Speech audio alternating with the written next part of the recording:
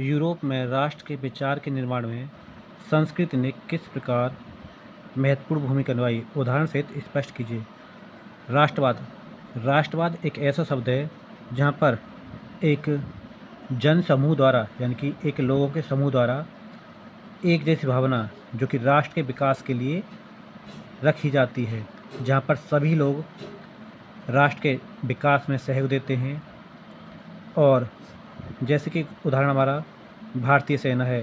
भारतीय सेना जो है उसका प्रत्येक सैनिक देश के विकास के लिए सोचता है और उसके रक्षा करने के लिए सोचता है। ठीक उसी प्रकार जो राष्ट्रवाद है वहाँ पर भी एक ऐसा ही समूह, एक बड़ा समूह देश के विकास के लिए सोचता है और एक जैसी भावना रखता है।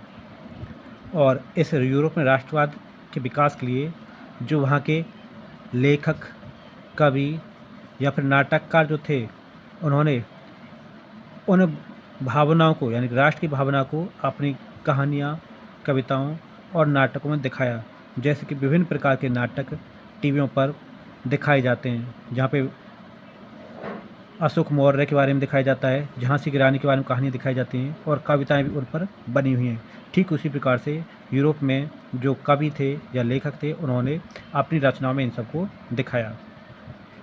और उन्होंने जो यह जो राष्ट्रवाद जो उत्पन्न हुआ था, यह इटली के रोमन शहर से हुआ था, इसलिए यहाँ के जो कलाकार थे वो रोमानी कलाकार कहे जाते हैं। इन्होंने एक किस्से को यानी कि वहाँ की जो संस्कृति थी, जैसे हमारी भारतीय संस्कृति है, यहाँ पे साड़ी पहनी जाती है या फिर जो और भी यहाँ पे जो त्यौहार मनाए जाते हैं, ठीक उसी प्रकार से वहाँ की एक संस्कृति थी, साझा संस्कृति थी और वहाँ की एक विरासत भी थी, जो कि एक राष्ट्र के विकास के लिए महत्वपूर्ण थी। और यह एक यूनानी सभ्यता थी और अपने राष्ट्र की भावना को लोगों तक पहुंचाने के लिए, जैसे कि हम हिंदुस्तानी हैं, हम हिंदी का प्रयोग करते हैं और हिंदी को ही बेहतर समझ सकते हैं। यदि कोई हमारे पास एक चाइनीज़ व्यक्ति आए और वह चाइनीज़ भाषा में हमें समझाए तो हम उसकी बात को नहीं समझ पाएंगे।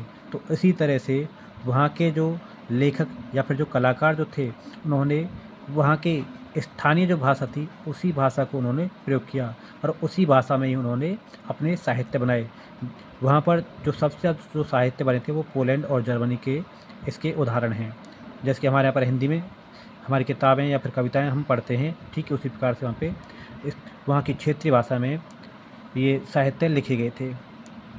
और राष्ट्रवाद को जिंदा रखने के लिए संगीत का प्रयोग किया गया, यानी कि जैसे कविताएं जो होती हैं विशेषकर ये एक लोगों के बीच में बोली जाती थी या फिर जो किताबों में छाप दी जाती थी। जैसे हमारी हिंदी किताब में ऐसी कई कविताएं हैं जिसमें झांसी की रानी, स्वदेश प्रेम, ऐसी अन्य कई कविताएं हैं। पुष्प की अभिलाषा भी उनमें से एक है, जहाँ पर हम एक अपने राष्ट्र की कुछ करने के लिए ऐसी हमें प्रेरणा देते हैं।